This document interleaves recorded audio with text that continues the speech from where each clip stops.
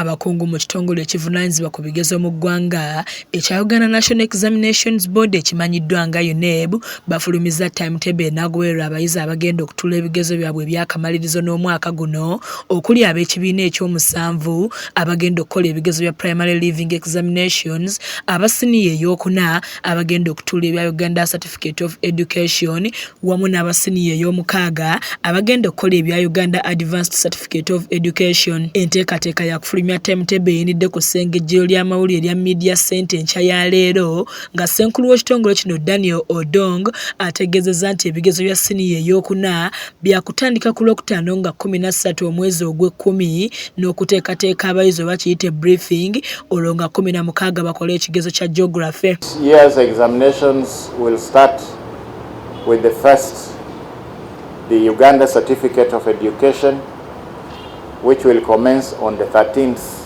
of October 2023 with a briefing of the candidates, and the first examination papers will be written on Monday the 16th. Baba ekibiina ekyomusanvu bakutandika n'okuteekebwateekebwa nga 3 omwezi ogw'Okumu omwaka 2023 ng'abayizi akadde kamu 22,000 mu 1437 be beewandiisa okutuula ebigezo ku mitendera okuli ogwa P7, siniya ey'okuna ne siniya ey'omukaaga okuva mu bifo ebikolebwamu biyite centers 2,921 nga ku baana abayizi 51 ku buli 100 bawala ate 49 ku buli 100 balenzi ng'abayizi 3,698 baliko obulemu ku mibiri gyabwe. Primary leaving examination will be the next examination that we shall conduct. The briefing of candidates will be on the 7th of November 2023, and the examinations, as you are aware, takes 2 days, so we shall have on the 8th and the 9th. Odonga ategeezezza nti omwaka guno abayizi 12,669 nga bebitundu 13.5 ku buli 100 be beeyongedde ku abo abagenda okutuula ebigezo bya siniya ey'omukaaga ate siniya ey'okuna bali abayizi 1,498 abeeyongeddeko nga bebitundu 14.3 ku buli 100 nga ku mutendera ogwa P7 ate bakendedde bukendeeza okuva ku bayizi 832 mu 89 abaatuula omwaka oguwedde okudda ku bayizi 74,900 mu 371. I'd like to inform you about the number of candidates that we have registered for this examination. For all the 3 examinations, that is a primary, UCE and USCE, we have registered a total of 1,224,371 candidates. And these are from 20,921 examination centers. This is more or less a slight increase of about 400 centers compared to the previous year.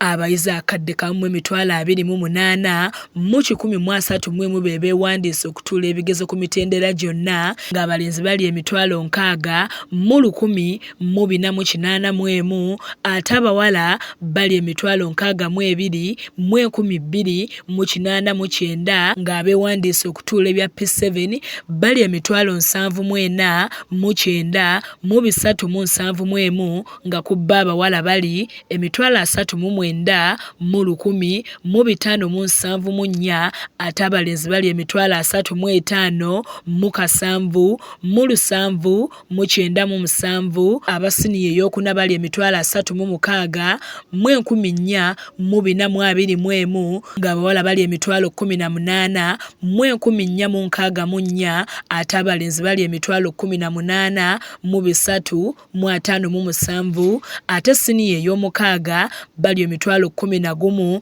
579 nga ku bano abawala bali 4,000 mu 722 ate abalenzi bali 6,000 mu 3,327. A steady decline in the number of candidates registering for UACE, to the extent that in 2022 we had even dropped to 97,000.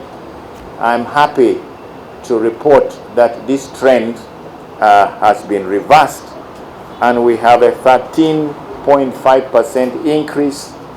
We have registered 110,572 compared to 97,889 candidates last year. Of education, we have also registered an increase of 4.2% from 349,433 to now 364,421. Odonga akubiriza abakulira amasomero n'abasomesa okwewala emize egy'okubbira abayizi ebigezo kuba bakwatibwa bavunaanibwe. It is a joint responsibility between UNEB, the schools and everybody else. So that is a theme which we have maintained for this year. Matiya Sekanjako yakusakidde eggulire lino ku lwa KSTV agaleero.